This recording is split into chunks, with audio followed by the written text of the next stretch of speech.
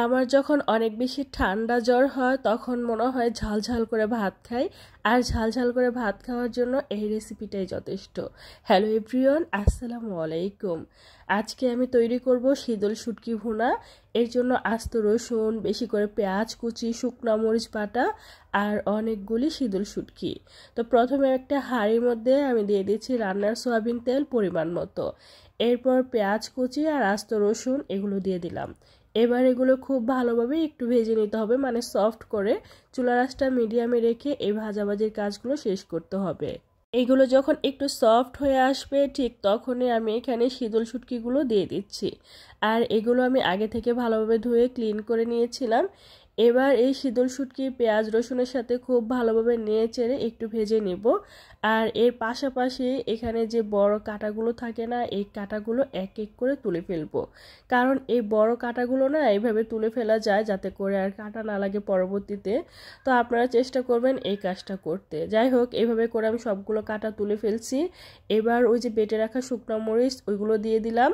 তারপরে দিয়ে দিব এবার এক এক করে বাকি মশলা, যেমন হচ্ছে স্বাদ মতো নুন, আর হচ্ছে সামান্য পরিমাণ হলুদের গুঁড়ো, লাল মরিচের গুঁড়ো, আর একটু পানি দিয়ে দিচ্ছি। এখানে আর কিচ্ছু দিতে হবে না। এবার এই পানিটা খুব ভালোভাবে নেড়ে চেড়ে নিচ্ছি। একটু সময় নিয়ে পরবর্তীতে আমি আর একটু পানি দিলাম, কারণ ব্যাপারটা মনে হচ্ছে লাগবে। যাই হোক, এবার নেড়ে চেড়ে এটা খুব ভালোভাবে রান্না করে নিতে হবে অনেকটা সময় নিয়ে। এই শুটকি রান্নাটা মনে হচ্ছে না যে খুব সহজে হয়ে যায়, বাট একটু সময় নিয়ে আস্তে ধীরে রান্না করতে হয়, তাহলে এটা খেতে অনেক বেশি ভালো লাগে। আমার এত পরিমাণে ঠান্ডা আর জ্বর হয়েছে, মানে আমার বয়সটা শুনে হয়তো বুঝতে পারতেছেন।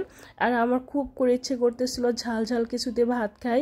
তো আমার কাছে মনে হলো এর চাইতে বেটার অপশন আর কিচ্ছু হতে পারে না। তো এই যে যেই কথায় সেই কাজ, শীতল শুটকি ভুনা করে নিলাম।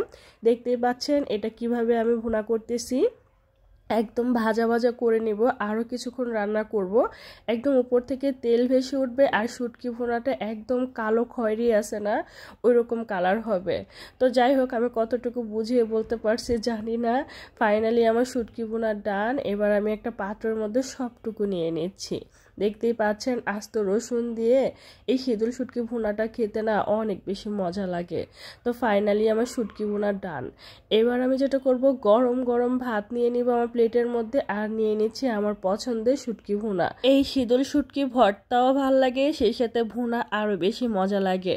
তো যাই হোক, আমি এখন গরম গরম ভাতের সাথে ঝাল ঝাল করে শীতল শুটকির ভুনা দিয়ে পেট ভরে খাবো।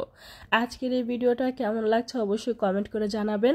ভালো লাগলে লাইক কমেন্ট শেয়ার করে দিবেন, চ্যানেলটা সাবস্ক্রাইব করে রাখবেন, আর পেজে লাইক ফলো দিয়ে সবসময় সাপোর্ট করবেন। আমি অনেক অসুস্থ, সবাই আমার জন্য দোয়া করবেন। সো আজকে এই পর্যন্তই। সবাই ভালো থাকবেন, সুস্থ থাকবেন। আল্লাহ হাফেজ।